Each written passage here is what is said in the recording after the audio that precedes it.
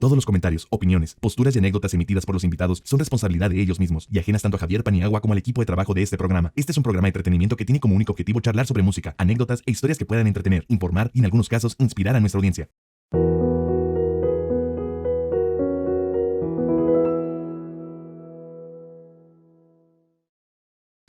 Oigan, pues el día de hoy tengo un grandísimo invitado, compositor, productor, tecladista, Mario Zipperman. Mi estimado Mario, ¿cómo estás? Bienvenido.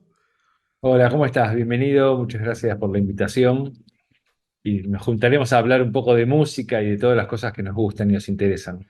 De esas locuras que nos unen, mi querido Mario. ¿Cómo cerraste tu año pasado? ¿Qué tal te fue en 2023? Mira, el 2023 fue un año increíble porque mi proyecto principal obviamente son los fabulosos Cadillacs. Tuvimos un año muy bueno, sobre todo después de ese mega evento que fue el concierto del Zócalo, que creo que fue en junio, justo a mitad de año del 2023. Que bueno, tuvo una trascendencia por convocatoria y eso a nivel global casi, ¿no? Salió como una información que salió en todos los diarios y noticias del mundo y eso la verdad que nos repercutió de una manera increíble. ¿Qué sentiste al estar ahí, ver todo el mar de personas, Mario? Bueno, fue muy increíble. Bueno, hay parte del mar de personas que no lo llegamos a ver porque tomaban las arterias laterales que dan al Zócalo, que también estaban llenas de gente. Pero además de la emoción de la cantidad de gente que había, ya fue muy emocionante para nosotros la noche anterior que fuimos a probar sonido y de repente nos habían armado para cenar unas mesas al aire libre con vista a la catedral. eh, entonces cenamos a la noche comiendo en ese lugar increíble, lleno de historia que es el Zócalo. Y al día siguiente lo mismo, ¿no? O sea, 300.000 personas es una multitud increíble, pero 300.000 personas en el Zócalo tienen aparte un plus de lo que significa el lugar, ¿no? Estar tocando y ver esas edificaciones increíbles, hermosas, y toda la historia rica que tiene México, que mucha está representada ahí mismo. Es que aparte, yo me atrevo a decir, Mario, que, bueno, nosotros desde México, o sea, yo considero que México es como la segunda casa de los Cadillacs. Me atrevo a decirlo, ¿eh? Los siento muy Sí, cercanos a nosotros. es cierto y tiene una razón de ser, por lo menos lo que yo creo internamente, que es como banda internacional que somos, ¿no? Para cuando vamos a México, nosotros entramos por la puerta chica. O sea, empezamos tocando, la primera vez que fuimos a México, cruzamos desde San Diego a Tijuana, tocamos en Tijuana, en Ensenada, en Mexicali, tocamos como nuestra primera gira como grupo soporte del Tri en Órale. en esas ciudades. Cuando lo normal de una banda internacional es ser muy popular y directamente desembarcar en un lugar grande en la ciudad capital de cada país. Claro. Nosotros empezamos esos conciertos con el Tri y algunos conciertos. Nuestro primer concierto en México fue en un pequeño bar de Tijuana que se llama Río Rita, que creo que no existe más. Y cuando llegamos a Ciudad de México también, la primera vez que tocamos en un pequeño bar. Después tocamos, creo que en un lugar llamado La Paradoja del Gato, que ya era un lugar pequeño pero conocido. Y después llegamos a algún teatro y fuimos creciendo de una manera casi como le pasaría a una banda local. Entonces, estoy de acuerdo con vos que en ese sentido México es como nuestro segundo hogar. Y después, bueno, más Sí, adelante sucedió que, bueno, Flavio se casó con Jenny, que es su esposa, que es de Monterrey, y él algunos años vivió en Monterrey. Así que después, bueno, hay como otros detalles que no son menores, pero básicamente tiene que ver más que nada con esto de lo que te decía así, de que crecimos en México con nuestro público. Es que eso es maravilloso porque yo sí, o sea, he escuchado muchas historias de ustedes, ¿no? De que no, pues ahí llegaban y casi, casi cargando su equipo, ¿no? O sea, son una banda que empezaron como cualquier banda mexicana desde cero. ¿Sí? Bueno, mira, te voy a contar una anécdota casi increíble. El primer show este que te comento que cruzamos desde San Diego, vos sabés que la frontera de Tijuana a San Diego es una frontera bastante controlada, o Sí, muy claro. controlada, ¿no? Siempre lo fue.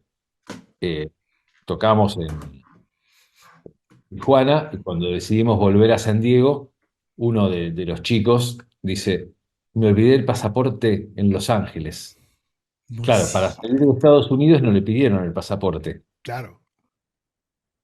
Y estábamos ahí en el puesto fronterizo de Tijuana y era, los que siempre fuimos muchos. Sí, sí, sí. Y bueno, tuvimos la suerte que el policía de migraciones americano contó así rápido, y contó mal, y no se dio cuenta había uno de más, del cual no tenía el pasaporte. Y pudimos volver a Los Ángeles sin ningún problema. O sea, también tenemos esas cosas de buena vibra, de suerte, de qué sé yo. Capaz se lo podemos asignar a alguna deidad de la música que nos apoyaba. Pero nos pasaban esas cosas milagrosas. Oye, Mario, ¿nunca has considerado escribir un libro de... Es que no me puedo imaginar la cantidad de anécdotas que deben de girar en torno a los fabulosos Cadillacs. Hay muchas, sí, sí. Sé que en este momento Sergio Rotman Ujú. está escribiendo algo. Yo no, yo estoy escribiendo cosas mías que algunas pueden tener que ver con los Cadillacs, pero que tienen que ver más con mi infancia, mi adolescencia. Eso sí estoy escribiendo y capaz que muy pronto haya alguna novedad de alguna pequeña publicación o algo. Sí, hay muchas historias, creo que también estaría lindo en algún momento, ahora que están todas estas plataformas de streaming, capaz hacer una pequeña o película o biográfica o actuada. Sí, hay muchas historias, pero hay muchas historias como le pasan a todas las bandas de rock. Claro, nosotros este año cumplimos 40 años tocando. Entonces, obviamente Felicidades, Mario. las historias son muchas. Pero en general, cualquier documental que veas sobre las bandas de rock, hay muchas cosas que nos pasan a todos, ¿no? La típica le pasaron a los Beatles, ir a una compañía discográfica, que el directivo de la compañía diga, no, ustedes no tienen futuro. Y ese tipo de cosas nos pasan a todas las bandas. O el tipo de la compañía que dice, no, esta canción es muy larga para la radio, no va a tener éxito. De repente esa canción era Rapsodia Bohemia. eh, ¿No? Hay muchas cosas en común, sobre todo que creo que se van a ir perdiendo con las nuevas bandas un poco. ¿Por qué? Porque el negocio de la música se convirtió en algo demasiado sofisticado y profesional hoy en día. Entonces, ya no existe la improvisación en, en la producción de los eventos, como sí le pasaban a las grandes bandas internacionales. Vos ves documentales, qué sé yo, de Yes, de Genesis, cuando comenzaban así en los años 70 y era todo bastante improvisado, como se producía un espectáculo. Hoy en día ya se volvió en algo demasiado perfecto, lo cual para los músicos es una gran tranquilidad, pero para la recolección de anécdotas graciosas te juega en contra porque pasan menos cosas que en el momento las sufrís y después con el tiempo pasan a ser divertidas. Oye, Mario, y dicho esto, ¿cómo ves tú? Digo, te ha tocado a lo largo de toda tu carrera visualizar a muchísimas camadas de bandas. ¿Cómo visualizas tú al músico del 2024? El músico de 2024, mira, voy a sacar una foto para después tener para publicar, ya que hablamos. Claro, El músico de 2024 lo veo muy formado musicalmente. Estoy haciendo una generalización, por porque supuesto, obviamente por supuesto. es muy difícil poner a todos en la misma bolsa. Veo un gran nivel instrumental, técnico. O sea, hoy hay muchos pibes jóvenes que tienen mucha más técnica que Jimi Hendrix, Claro. pero no inventaron nada, a diferencia de Jimi Hendrix.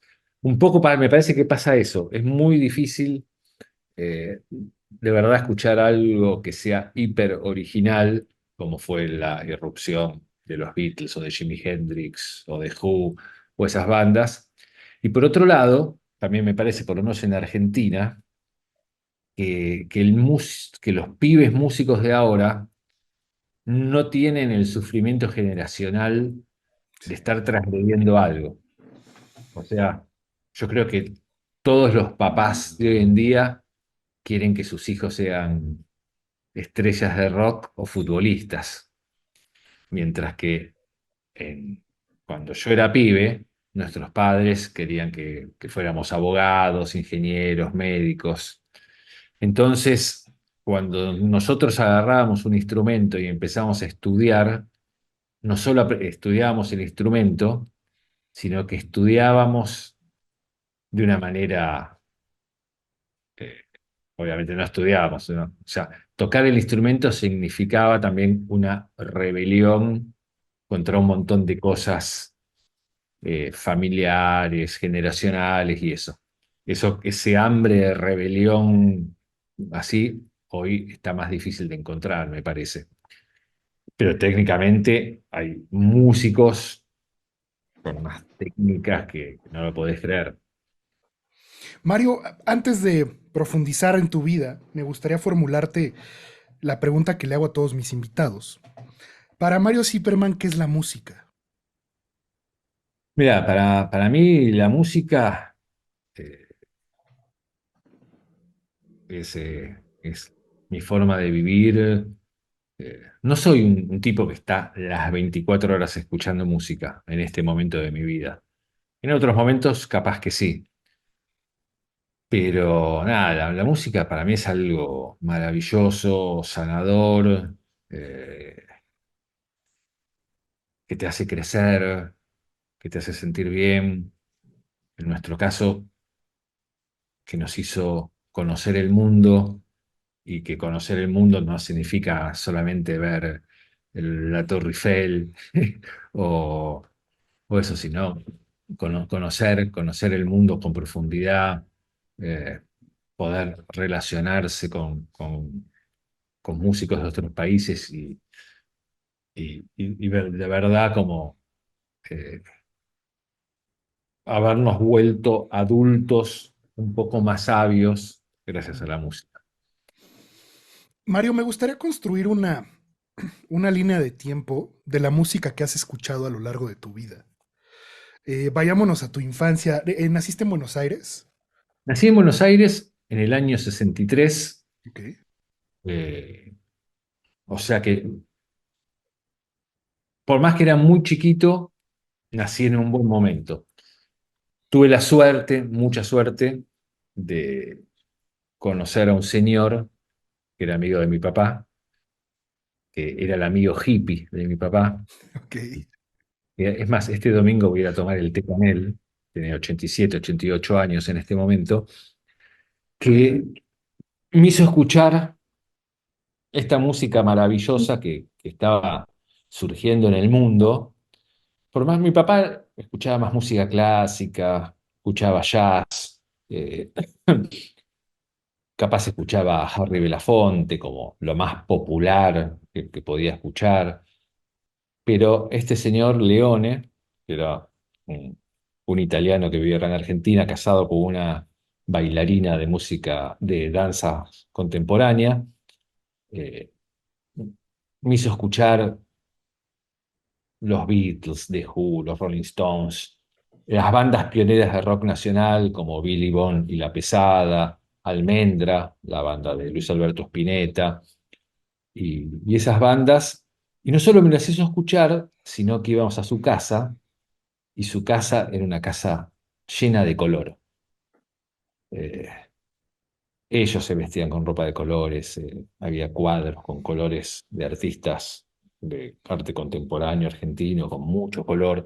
Entonces, a diferencia de mi casa, que era la casa típica de clase media, de un señor abogado casado con una ama de casa, íbamos hasta casa y la casa implicaba entrar en un mundo de colores.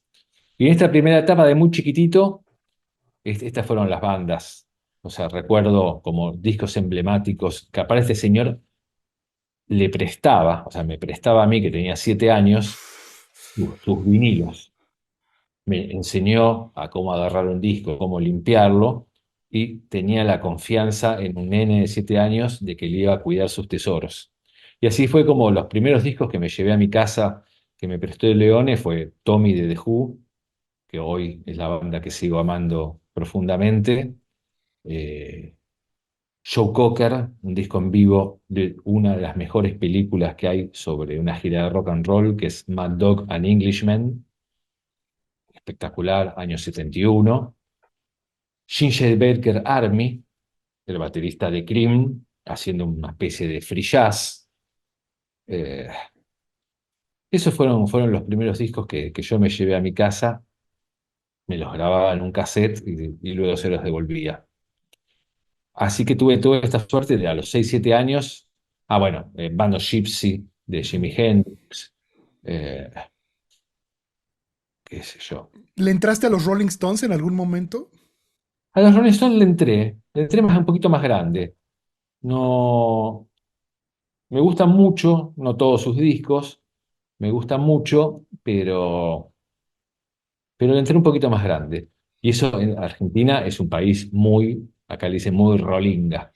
Yo creo que de Latinoamérica me atrevería a decir que es el más... Claro, sí, sí, Sí, sí, sí. están locos por los Rolling Hay Stones allá. locos por los Rolling Stones y hay todo un estilo de rock actual, que es lo que se llama rock barrial o rock chabón o algo así, que está netamente influenciado por los Rolling Stones, que son bandas como La Berizo, La 25, eh, La Renga La Renga, claro.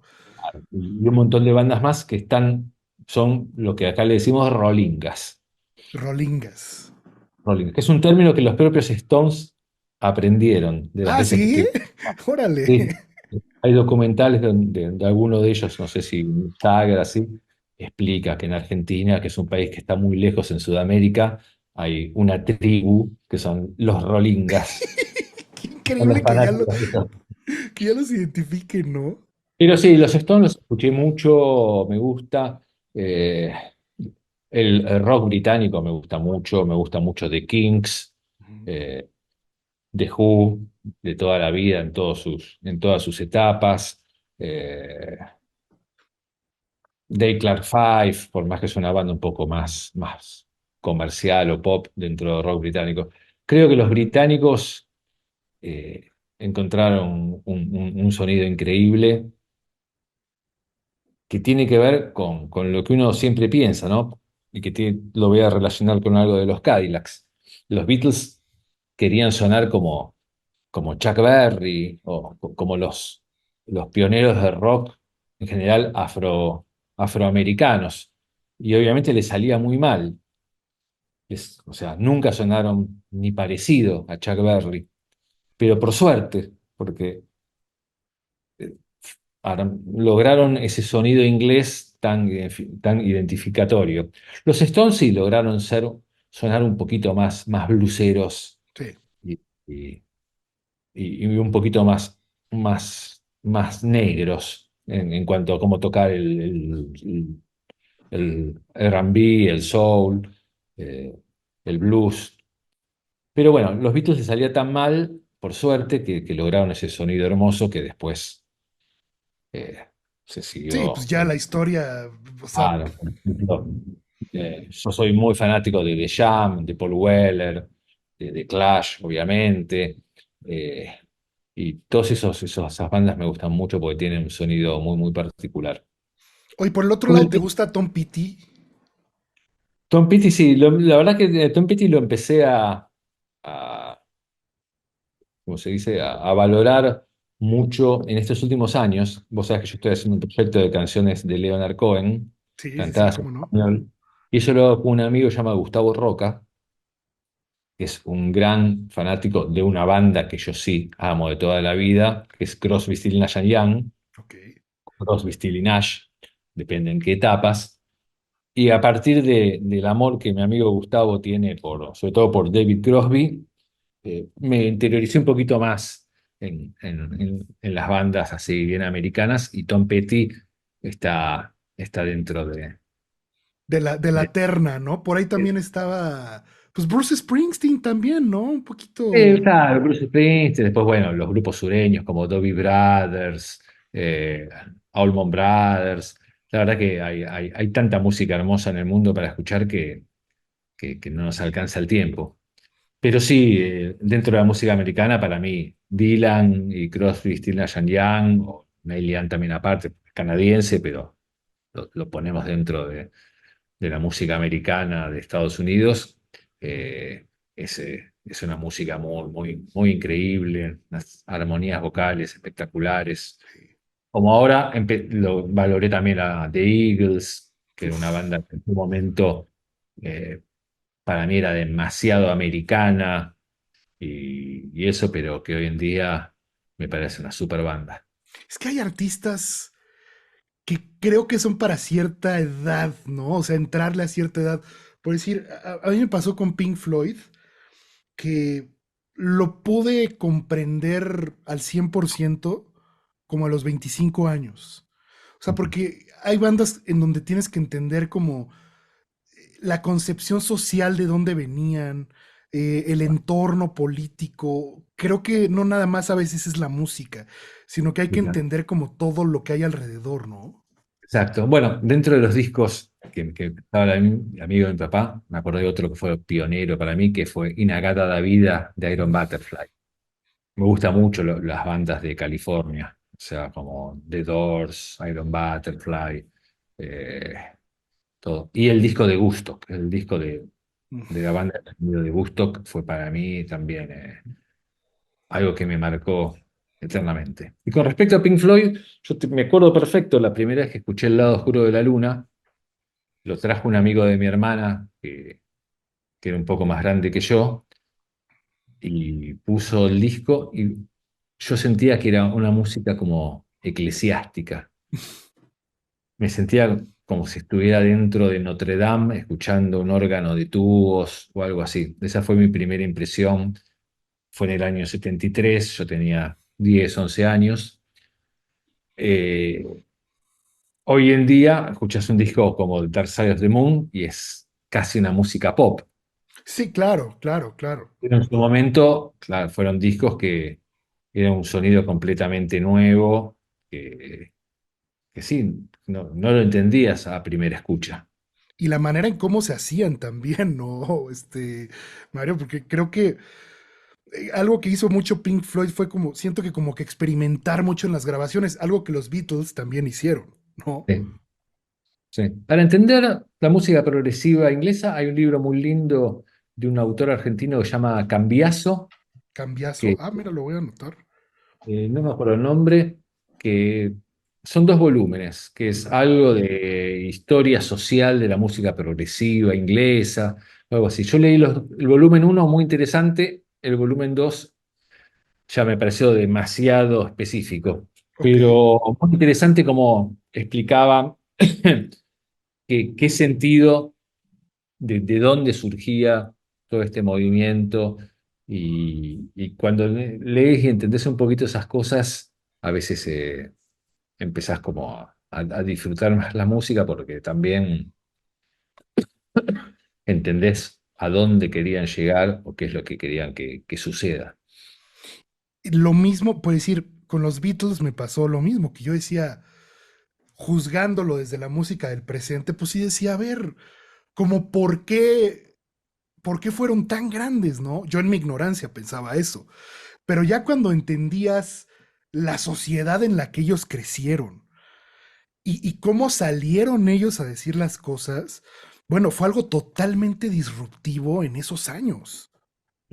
Para mí, o sea, todos estos super mega increíbles artistas tienen mucho que ver con algo emocional que les sucedió cuando eran bebés, que crecieron mientras les caían las bombas en la cabeza.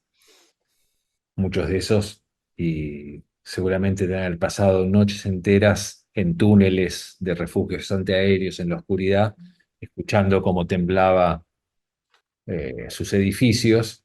Imagínate vos hoy en día, cuando sentís un pequeño temblor en Ciudad de México, eh, es No, un, sí. es bravo, ¿no? Y estos bebés eh, crecieron con eso, ¿no? Con el ruido de las bombas, y yo creo que su inconsciente y su subconsciente eh, les encontraron en el arte la manera de poder expresar todo eso. Y si te fijas, hay obras como The Wall de Pink Floyd o Tommy de The Who que hablan de lo mismo, ¿no? Hablan de niños que crecieron sin sus padres, con sus padres en el frente de batalla, y, y después salieron al mundo caminando entre las ruinas, pateando piedras de las ruinas de las ruinas de la civilización, ¿no? Porque, o sea, eh, la Segunda Guerra Mundial es un evento de un nivel de tragedia tan grande, donde no solo se trataba de ganar una guerra, sino se trataba de destruir a la civilización opuesta. Sí. Y, y eso es muy fuerte para un bebé, para un niño chiquito.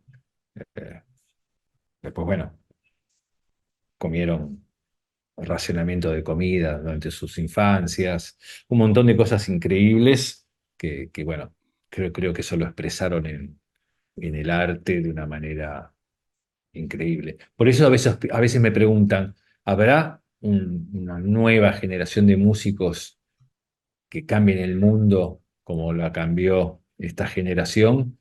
Y a veces digo, ojalá que no, Sí, porque estaríamos destinados a la destrucción total. porque si para que suceda eso en el arte necesitamos haber pasado por un evento tan catastrófico, capaz que prefiero que hagamos todos música mediocre toda la vida y seamos felices. Es que si tú analizas también de manera lineal la historia de la humanidad, Mario, en las peores etapas de sufrimiento y de oscurantismo es cuando menos arte se ha desarrollado. Si tú analizas el Renacimiento, pues bueno, fue en donde el arte brilló por naturaleza, ¿no? O sea, y todos estos destellos, justo las posguerras, fueron abono para que florecieran grandísimos artistas. Sí, claro, el artista un poquito es hijo del sufrimiento, Totalmente, del la verdad, caos. en general sí, o sea, eh, bueno, Yo, es un yo, escape, es una manera de poder decir lo que uno de otra manera capaz que no puede expresar, y claro que sí. yo lo mismo lo visualizo y lo contrasto un poquito hacia ustedes, hacia Argentina.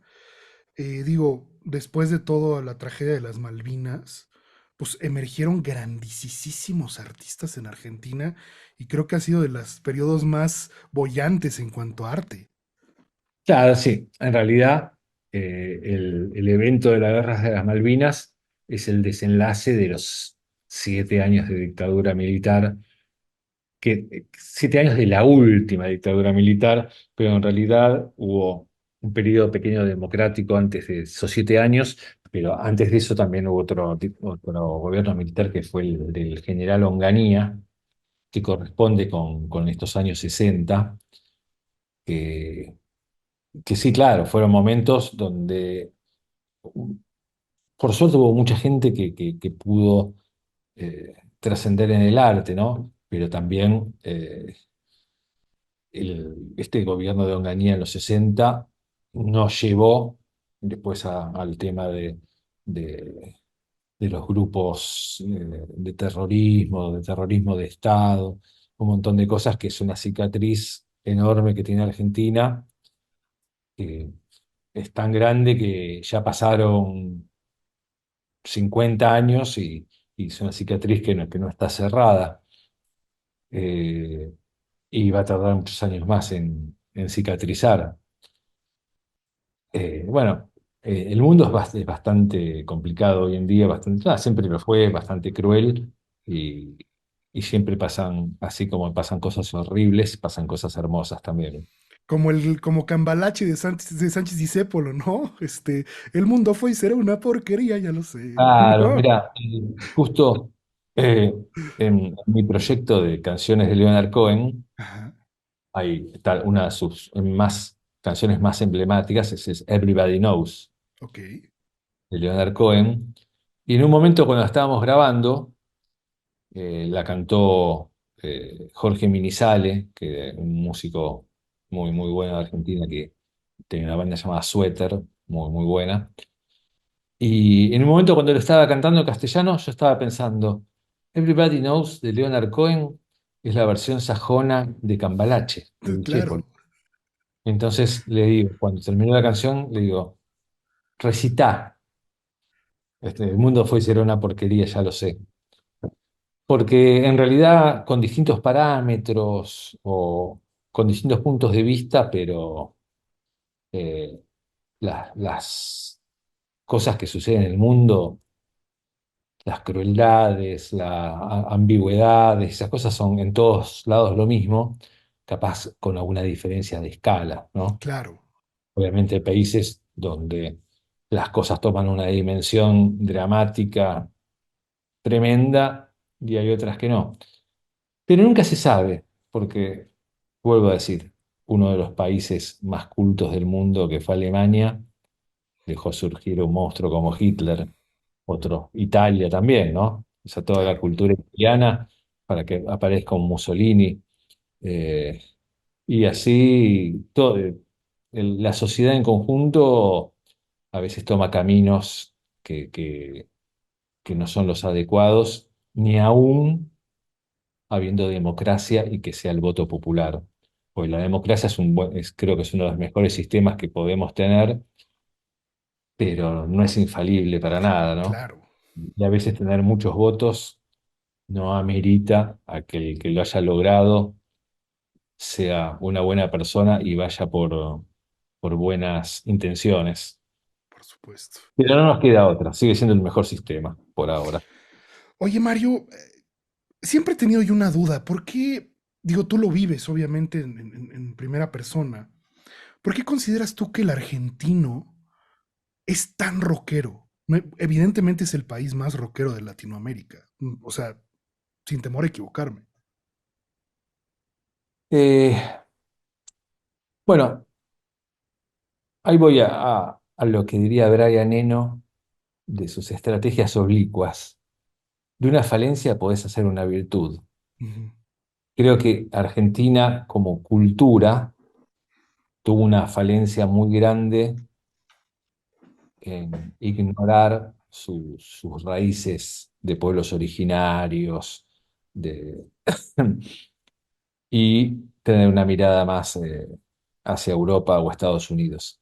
También tiene una lógica, ¿no? En las tierras que hoy forman Argentina, no vivía ninguna civilización con la profundidad cultural que pueden tener los mayas, los aztecas, los incas.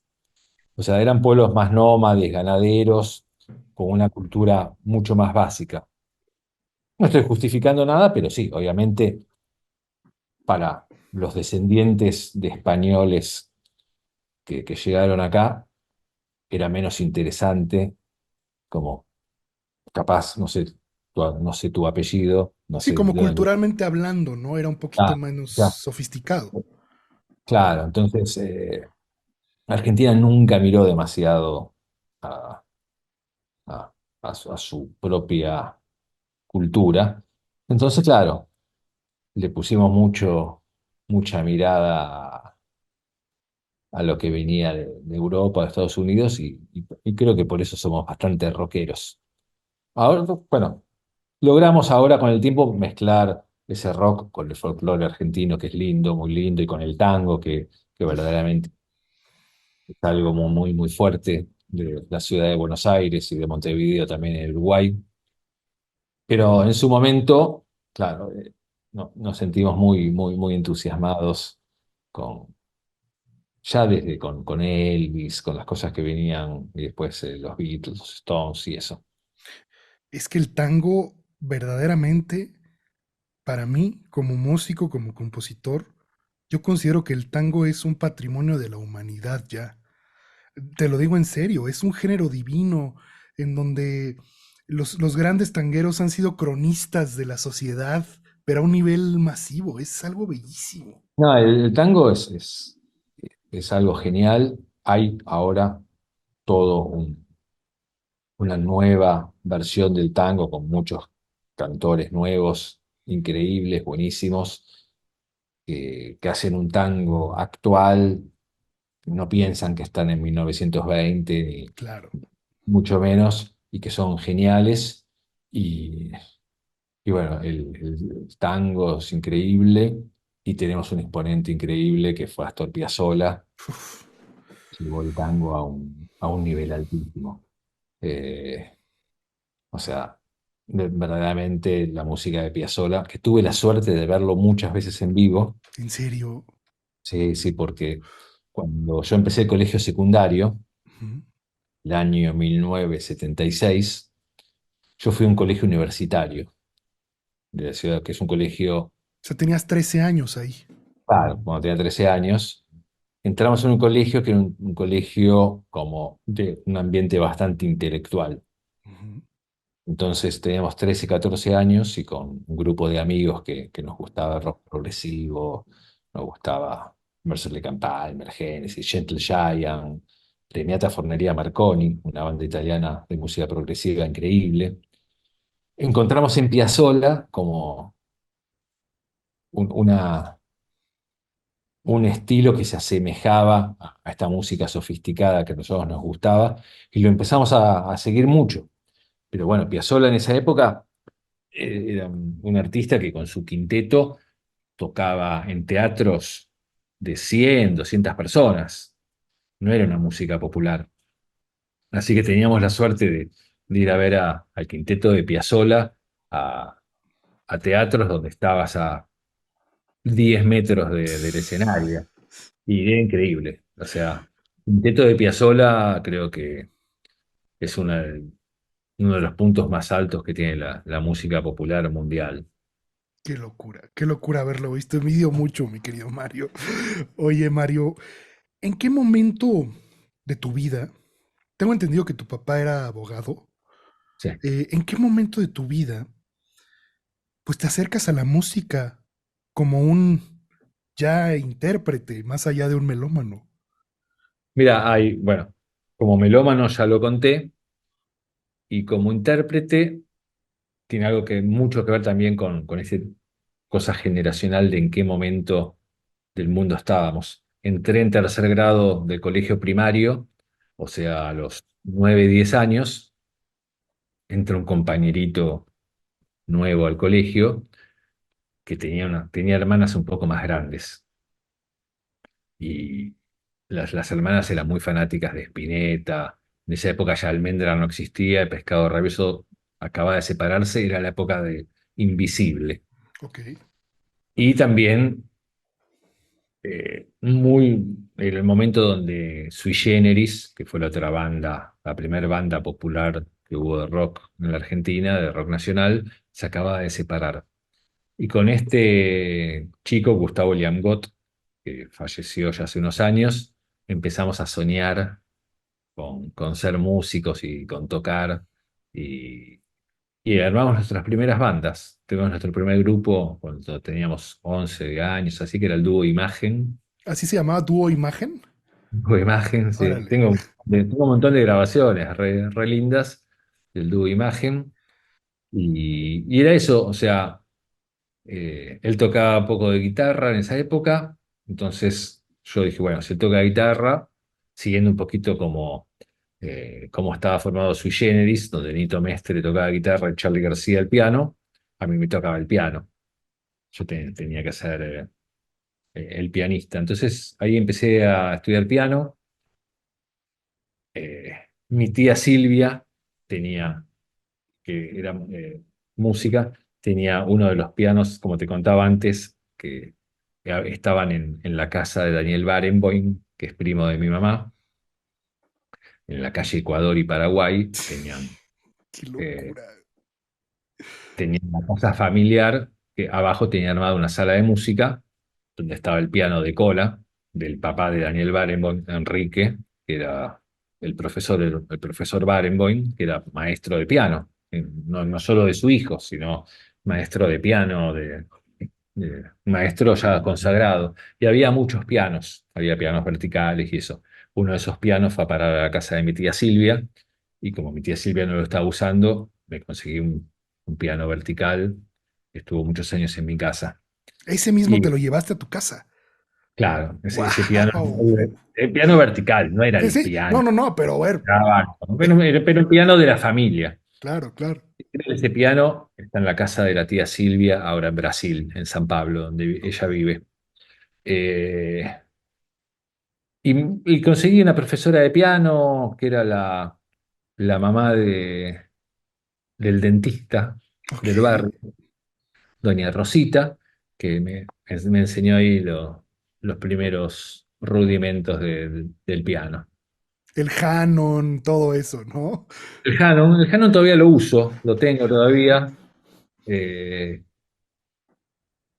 Nunca lo toqué como dice el método que hay que tocarlo. Creo que nadie lo tocaba. Como nos volvíamos locos. Pero los primeros 10 ejercicios del Hanon, eh, todos los días a la mañana cuando me levanto, me hago una pasadita como para mantener un poquito los dedos activos. No, y para calentamiento es muy bueno el Hanon. Yo caliento Ah, mucho con el Hanon sí. también.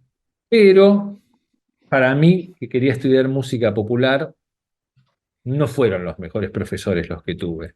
O sea, los tuviste de corte clásico, los profesores que Eran de corte tenías. clásico y no sé si. Entonces, leía mis partituras, las tocaba, eh, pero muchas veces cuando, no sé si a vos te habrá pasado, capaz tuviste mejores profesores, leía la partitura, pero no sabía sobre qué acorde estaba tocando. Ok, ¿Entendés? Entonces, qué sé yo, si tocas el preludio número uno de Bach, sol, do, mi, sol, do, mi, sol, do, mi, pero no pensaba que era un do mayor. claro, claro. Lo veías por separado, ¿no? Claro, y después hace la do, mi bemol, no pensaba que estaba haciendo un disminuido, estaba haciendo la do, mi bemol. Entonces, creo que ahí tuve una falencia para lo que yo en el futuro quería hacer, que era tocar rock. Tendría que haber estudiado con alguien que trabajara más sobre cifrado americano, sobre eh, entender mejor cómo escuchar los intervalos y, y ciertas cosas de improvisación que muchas veces hay músicos clásicos de gran talento que no logran improvisar una sola nota. Claro, es que son educaciones muy diferentes, Mario. O Son sea, educaciones muy diferentes. A mí muchas veces me preguntan y yo digo que eh, la música son. Se estudió en México las matemáticas modernas, que eran los conjuntos. Bueno, son conjuntos que tienen en algunos lugares la parte de conjunto intersección. claro, claro. Sí, pero son conjuntos separados. Eh, de verdad, o sea, el lenguaje de la música clásica es muy distinto al del jazz, al del rock, al de la cumbia. Hablamos de música, de acordes y todo, pero es una manera muy distinta de encarar y muy distinta filosóficamente de encarar. Yo creo que la música popular tiene la cosa más hermosa del mundo, que es que el error no se castiga. Sí, no, no, no hay un, sí, totalmente. Y no se ve mal. Hasta se justifica el error, ¿no? Y puede llegar a ser algo hermoso. Creo que la música clásica es salvaje en ese sentido.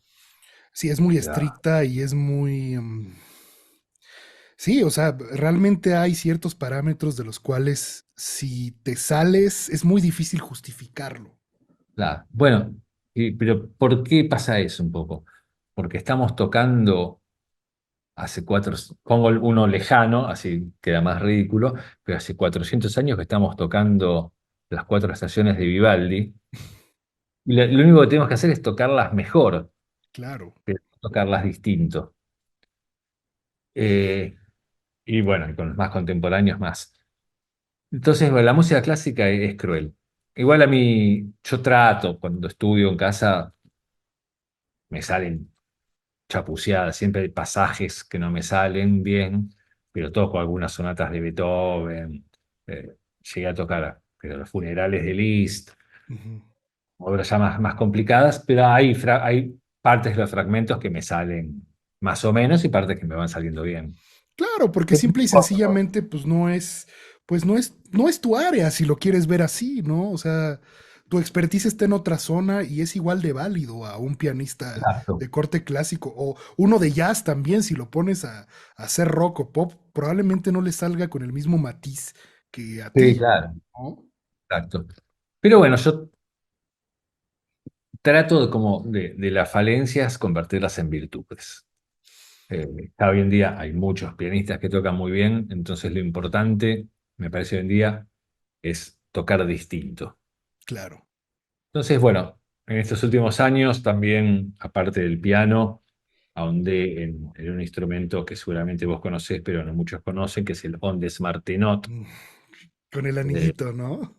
Anchito, exactamente. Y toco música popular y lo meto incluso dentro del ska, dentro de cosas así. Y obtengo como mi sonido particular, que me parece que eso es lo que más vale. El Ondas Martenot, fíjate que yo la primera vez que lo vi en el rock fue con Johnny Right. Greenwood de Radiohead, Ah, ¿no? exacto. Él lo usaba mucho. Digo, por ahí creo que, no sé si Jimmy Page alguna vez usó el Termin, no estoy Claro, seguro. Jimmy Page estaba el Sí, Theremin un poquito, yo también tengo un Theremin, eh, empecé a estudiarlo. No es tan difícil como parece a mí me costó tocarlo. mucho trabajo, yo no pude. Lo que es difícil es tocarlo bien, afinado y a tiempo. Exacto. Entonces, o sea, pero claro, si lo agarrás y así te tocas una melodía. Lo difícil es tocar esa melodía dentro de un conjunto y que esté afinada lindo y, y que llegues a la nota en el momento adecuado, porque como buscándolo con tu glissando, Ujú.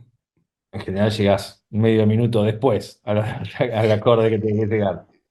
Yo ahorita justo estoy por lanzar un disco mío de piezas, Mario, y justo quería que el termín fuera el instrumento principal más la orquesta. Yo, se me hizo muy fácil comprar un termín, me puse en mi estudio y no daba, entonces tuve que mandarlo grabar con un especialista en Miami que toca termín como Como los instrumento dioses. principal, ¿no? Bien. Mira, en Ciudad de México no sé qué tal toca, porque pero creo que toca bien.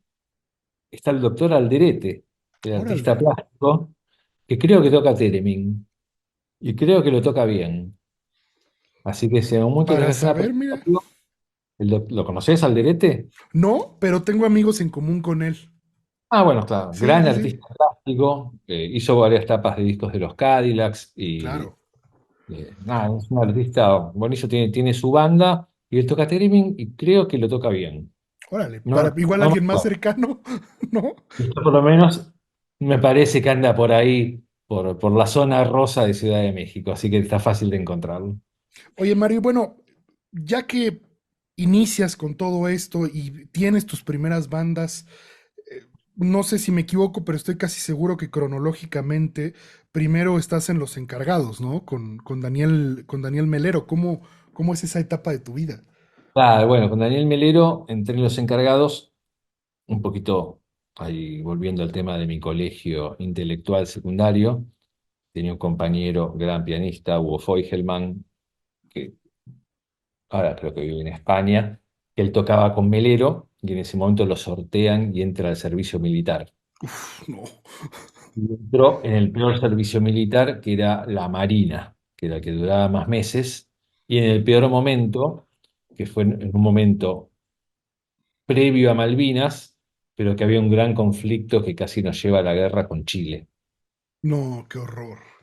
Entonces quedó en el sur de Argentina, en una base naval, un montón de meses, y yo entré como reemplazante de él en los encargados, y estuve como, creo que 2 o 3 años. Después él volvió del servicio militar, pero yo seguí estando, quedé yo en los encargados, hasta que armé los Cadillacs, y, y ahí me fui, y él volvió a tocar con Melero. Y fue una etapa muy interesante porque fue una etapa bastante pionera, porque hacíamos música electrónica en el año 1979, 1980, De más hecho, o eran menos. considerados como los pioneros en Argentina, ¿no? Y básicamente sí, por lo menos de música electrónica Ujú, popular. claro. Había algunos artistas, hubo un lugar que se llamó el Instituto Di Tella en los años 60, que era una cuna de avant-garde artística, donde había un taller de música electrónica, pero era una música electrónica más como si fuera música concreta, Ok, ¿no? ok.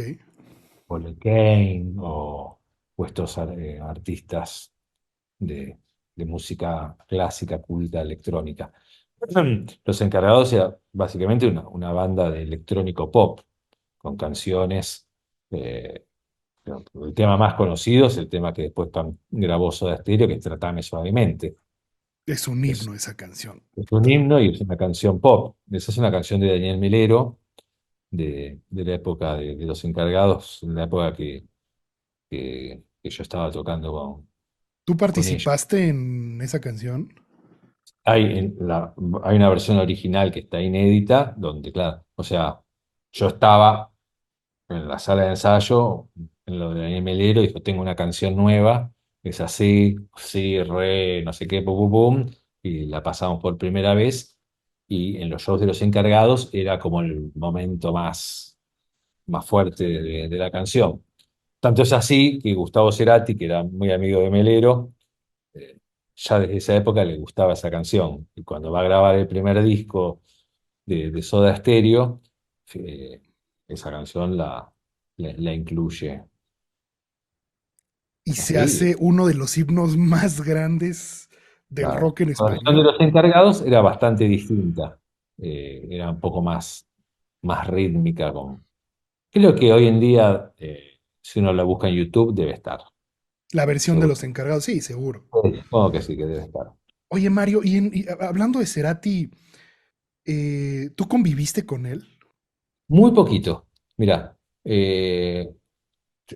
una anécdota muy graciosa. Estábamos grabando un disco de Los Encargados que nunca se editó, Ok. que quedó en el olvido, y estábamos como en el mejor estudio de Argentina, que era el estudio Moebio en ese momento.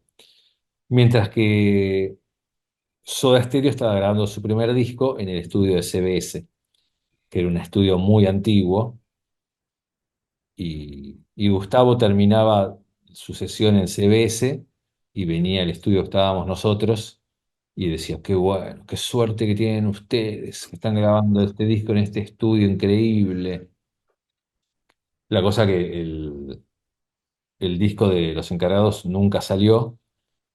El disco de Soda Stereo fue un éxito, y el estudio que a Gustavo no le gustaba, porque era un estudio viejo, hoy en día es uno de los mejores estudios de Argentina, que es el Abasto, porque claro, eran todas consolas vintage, API, todas esas Mm. cosas que en los 80 a nadie le gustaban, y hoy en día están valoradas como lo mejor de lo mejor. Así que en ese sentido, Gustavo Cerati no fue muy visionario. Él visionaba que su primer disco no estaba bueno, que el disco de Los Encargados iba a ser un éxito, que el estudio de CBS era una porquería. Y, y bueno, y el segundo y tercer disco de Soda Stereo, Nada Personal y Signos, están grabados en el estudio Moebio. Claro, no, ya hubiera sido una necedad, ¿no? Ahí pudo llegar al estudio que él quería. Oye, o sea, yo lo conocí una vez y me parecía un tipo con una personalidad muy fuerte. ¿Cómo era en cuestión como de trabajo? Digo, lo poco que lo viste. No, la verdad que nunca No lo lo, ubicaste así, lo claro. vi muy poquito y nunca lo vi en una situación de trabajo, de composición y eso. Así que no quiero inventar historias de cosas Claro, que claro. lo que sí, sí, Daniel Melero sí. O sea, él compartió muchísimo con él. Creo que eh, hicieron el disco Colores Santos, que es un disco de dúo que es muy lindo. Y colaboró mucho en lo musical Melero. Y en algún sentido era como, también como, compartían como cosas de la filosofía de la música, ¿no? Muy influenciados los dos por Brian Eno Ujú. y todo ese movimiento inglés, El New eh, Wave, ¿no? New Wave, un movimiento como de vanguardia electrónico, donde estaba Eno, Ultravox, y un montón de bandas. Así que empezaban a incursionar en la electrónica claro, un poquito en lo que será el New Wave, que es esa manera elaborada eh, de hacer canciones simples. Oye, Mario, yendo ya a la parte pues, de los fabulosos Cadillacs, ¿cómo empieza la historia pues, de esta legendaria banda? Y un poco empieza como suele suceder, ¿no? Amigos de colegio, compañeros de colegio, eh, adolescentes con ganas de hacer música y de divertirse y, y de hacer algo juntos. Creo que está las dos opciones, ¿no? O el deporte, en Argentina, ¿no? Sobre todo el fútbol, que es- y, y la música, son como las dos pasiones de los adolescentes argentinos. A nosotros nos pegó por el lado de la música y bueno, y también coincidiendo con la vuelta de la democracia en la Argentina y todo eso que fue un momento así de mucho furor, alegría, locura linda, y estábamos en ese momento. O sea, es lo que a veces suele pasar, que estás en el momento justo, eh, con las personas adecuadas. Si se confabula todo para que algo suceda, ¿no? Exacto, claro, sí. ¿A quién conociste primero de los Cadillacs? ¿A quién conocí primero los Cadillacs? A Flavio, A Flavio, sí, ok. a Flavio y a Albino, que es a nivel Rigosi. Eh, sí, ellos fueron los dos primeros que conocí. Sí, el primer día que nos juntamos a tocar era Flavio, Elbaino, alias Aníbal Rigosi, y otro chico llamado Carlos Clepe que tocaba la batería. Eh, ese fue el primer día que nos juntamos a tocar. Y después, bueno, rápidamente apareció Vicentico, que era el hermano de la novia de Flavio, y, y al poco tiempo, pues sí, después se fue como armando todo bastante rápido. El primer nombre fue Cadillac 57, ¿verdad?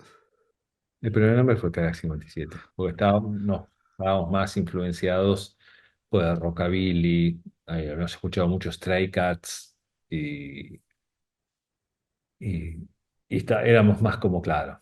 Por eso Cadillacs también, por algo medio americano, ¿no? Cadillacs y 57, año icónico dentro del rock and roll clásico. Estábamos más influenciados por eso. Después, bueno, descubrimos todas estas bandas hermosas del revival del ska que llegaban a Inglaterra, como Madness, Special, Selectors, English Beat, UB40 y todas esas bandas. Y ahí como fuimos virando hacia el ska, reggae y, y punk rock también británico y eso.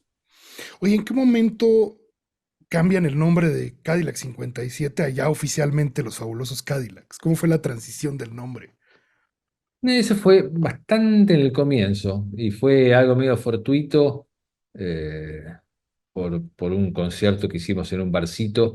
En esa época los bares eh, publicitaban los conciertos en el diario, en el periódico, en la parte de clasificados. Ok, ok, Había una parte de clasificados, estaba venta de departamentos, compra y venta de autos, no sé qué, y había una parte que era espectáculos, o algo así se llamaba. Y como bien sabés, en los clasificados se cobraba por palabra o por letra. claro. Es- el dueño de un bar quiso ponerle un adjetivo y puso hoy los fabulosos Cadillacs. El 57 lo voló para no pagar extra por un número, pero le puso el adjetivo de fabulosos y de ahí lo adoptamos. O sea, lo adoptamos por algo que fue casi de casualidad. Oye, y en qué momento, o sea, de que se juntan, cómo llegan a grabar el primer disco, que es Bares y Fondas, ¿no? En el 86. Y eso pasa bastante rápido. Nos fuimos un verano a una ciudad de veraneo que es Mar del Plata, que hay playa y diversión nocturna. Ahí terminamos de armar la banda, logramos hacer 2 conciertos en Buenos Aires, ahí en Mar del Plata. Volvimos a Buenos Aires, conseguimos algunos lugares para tocar, así. eh, y en esa época, claro, algo que se perdió era los cazadores de talento, que eran los AIR de las compañías discográficas, eh, que salían a la noche a los bares a ver y escuchar bandas, a ver qué banda estaba buena. Y ahí nos vio alguien y al muy poco tiempo firmamos contrato y grabamos el primer disco que es Bares y Fondas.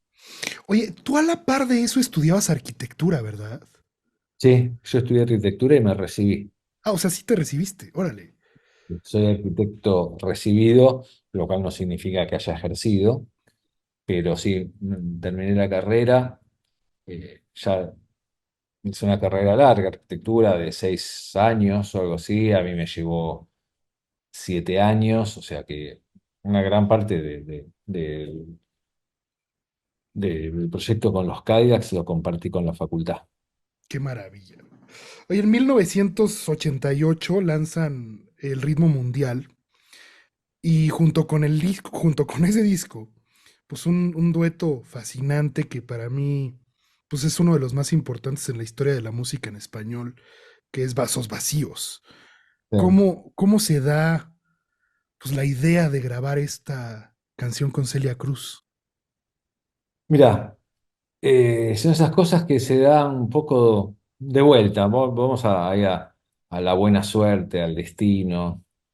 Se da un poquito de casualidad. La música, como antes también te había hablado, la música que se escuchaba en Buenos Aires está bastante eh, lejos de la música latinoamericana y más cercana a la música europea o americana.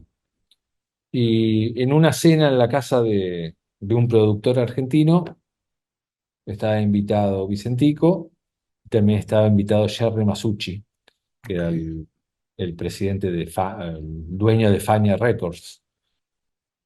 Y así un poco cenando y un poco en serio, un poco en broma, salió, que venga Celia Cruz a grabar, que venga Celia Cruz a grabar. Y a Jerry Masucci le pareció una gran idea porque le parecía que capaz que gracias a este grupo que estaba teniendo mucho éxito en Argentina, que eran los Fabulosos Cadillacs, capaz que lograba que alguien escuche a Celia Cruz en Argentina. claro. Eh, lo que es a veces la diferencia de conceptos de lo que uno piensa, ¿no? Capaz que todo el mundo hubiera pensado que nosotros queríamos subirnos al éxito de Celia Cruz y en este caso fue lo contrario, lo cual es una locura, una injusticia, pues Celia Cruz era una artista mundialmente famosa, salvo en Argentina. Eh, y así fue que vino a Argentina, grabamos en una sesión de trasnoche de ritmo mundial, que fue muy linda, me acuerdo muy bien.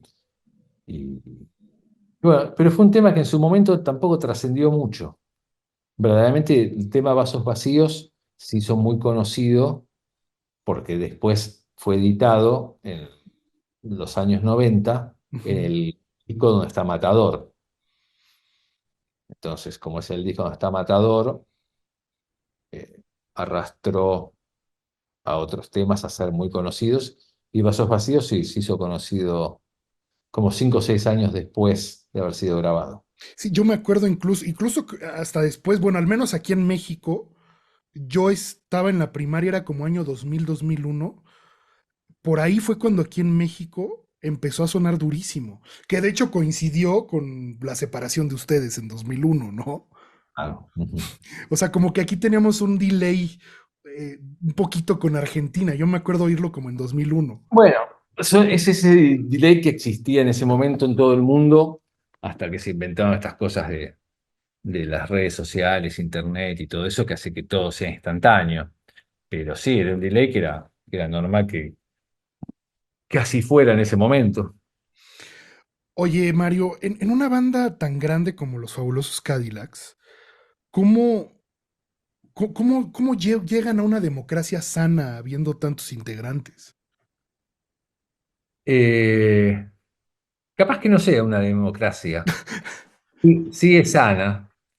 Creo que en realidad aprendimos cuál es el lugar que cada uno puede tener dentro del grupo y en el cual puede sumar y, y sabemos eso. Y entonces no, cada uno como tiene un poco su lugar así y colabora o En sí, do- eso. sí, o sea, Sí.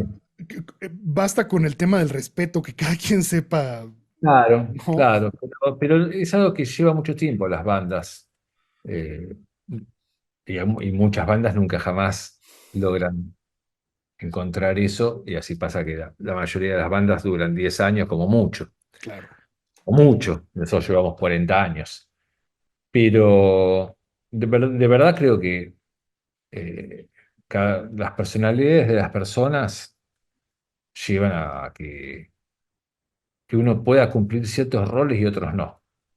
Entonces, cuando uno trata de cumplir roles a los cuales su propia personalidad no, no lo hace posible, es donde se crean los problemas. Oye, ¿por qué frenaron en 2001, Mario? En 2001 frenamos porque estábamos eh, agotados mentalmente y todavía capaz no habíamos encontrado esto que te acabo de decir, que es el Ujú. lugar que cada uno tiene que estar, y decidimos parar.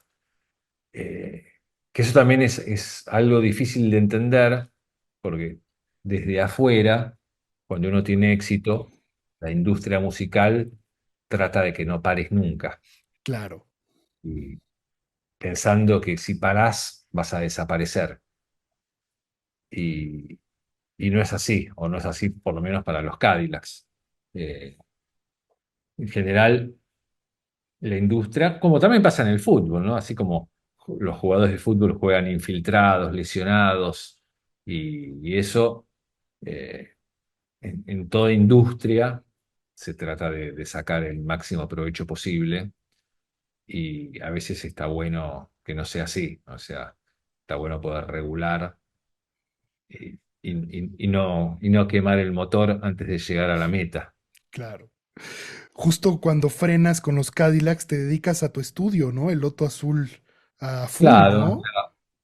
el estudio ya existía. Cuando paramos con los Cadillacs pasa a ser como mi primera actividad. Hice mucho tiempo, grabación, mastering, mezcla y todo. Y hoy en día sigo haciendo esas cosas, pero después de los Cadillacs, mi proyecto fundamental son mis canciones, Ujú. el proyecto de canciones de Leonard Cohen en español, que es como mi proyecto personal. O sea, cada vez hago menos trabajos, a veces para otras personas, y le pongo más a mis proyectos y a mis cosas personales. Hubo un proyecto que hiciste con Rubén Albarrán, ¿cierto? Sí, eso en realidad es una sola canción hicimos durante la pandemia en apoyo, es Rubén Albarrán, Juan Diego Illescas, que es un músico Es ecuatoriano, Ecuador, ajá. y yo. Se contactaron con él, que él hace film scoring, igual que Ok. vos. Estudió en Berkeley, en Valencia, creo, en Ah, España. buenísimo. Lugar muy bueno, increíble. Hizo su tesis en Londres, grabando a la Sinfónica de Londres, en Wow. los estudios Air. Muy, muy bueno, gran músico. Y bueno, se contactaron con él, una ONG de las Islas Galápagos, que tenía que ver así con el tema del cuidado del medio ambiente, de cómo un lugar como las Islas Galápagos, que necesita el turismo, porque es de lo que viven, necesita que sea un turismo consciente de- del medio ambiente. Entonces hicimos esta canción, que fue una idea mía, los tres, para esta ONG, y un poquito así también de casualidad, eh, abarca como la parte norte de América, Rubén, yo bien desde el sur, Claro. y Diego desde el Ecuador. O sea, está representado toda Latinoamérica en esta canción. Mario, ya las últimas preguntas. En la cuestión de la logística de los Cadillacs, ¿cuánta gente promedio viaja con ustedes? ¿Cuántos son en una gira? Y más o menos, no los tengo muy contados, pero debemos ser entre 20, 22 por ahí. O sea, ya incluyendo músicos. Claro, sí, sí. Somos 9 músicos, hay 2 sonidistas, una persona de iluminación, hay 4 o 5 asistentes de escenario y 2 o 3 personas de logística, como de management. Así que sí, debemos ser más o menos unos 20 por ahí. Digo, Es deben de un- ser giras muy pesadas, ¿no? Porque ustedes salen de casa, digo, geográficamente, bueno, ustedes están muy Claro, apartados de su y negocio, ¿no? claro, sí, obviamente, yo siempre digo, ¿por qué no fuimos colombianos o venezolanos? Que estás a 3 horas de Miami, 2 de Ciudad de México, 5 de Buenos Aires. Sí, claro, estamos muy lejos. O sea, sí, lo único que complica un poco las giras es el viaje para salir de Buenos Aires. Que bueno, Buenos Aires, Ciudad de México son 9 horas de Sí. avión. Y a Es un Miami viaje. debes de hacer que unas 10. Sí, sí, hace unas 10, sí, claro. Sí, más o menos. Se hace largo, pero bueno, estamos ya un poco acostumbrados. Sabemos que Buenos Aires es lejos, lejos. Pero es divino Buenos Aires. Yo creo que es una Pero de mis bueno, es un ciudades viaje, favoritas. viaje largo y es un viaje caro. O Sí, sea, también, sí, sí, obviamente. sí. Oye, Mario, ahora decirlo suena sencillo, 40 años, pero ¿cuál ha sido el reto más grande de poder llevar una carrera de 40 años y de tanto éxito? Porque no es lo mismo 40 años planos que 40 años así, ¿sabes? Y capaz el éxito más grande de los Cadillacs es habernos convertido de grandes amigos a una gran familia. Creo que eso refleja bastante bien cómo somos como grupo y eso. O sea, pasamos a ser de grandes amigos a ser una gran familia.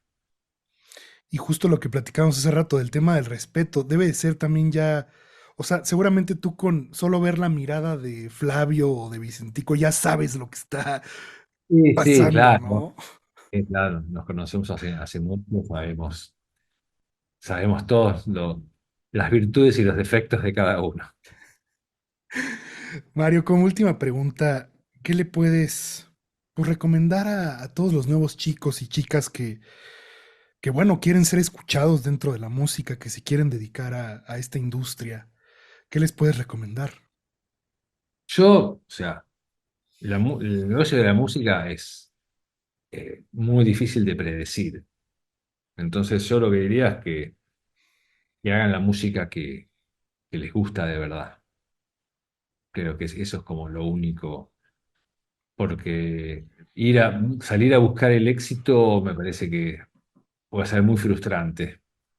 Entonces, hacer la música que pensás que es de verdad, te escuchará una persona o 100 millones de personas, pero por lo menos vas a poder mostrar quién sos y cómo sos. Así que creo que eso sería la única recomendación que podría hacer. Mario, de verdad ha sido para mí un honor platicar contigo, conocerte más. Te admiro mucho. eh, Te deseo un grandioso 2024. Me dices que ahora ya en casi un mes vuelves a la gira, así que te deseo mucho pues mucha salud este año, mucho trabajo y te mando un fuertísimo abrazo. Bueno, un abrazo gigante para vos y para todos los que estén escuchando tu programa, que ya, no puedo decir para todos los mexicanos, porque ya hoy en día las cosas de Internet pasan a ser globales. Así que para todos los que estén viéndonos, un abrazo gigante. Gracias, Mario, abrazo.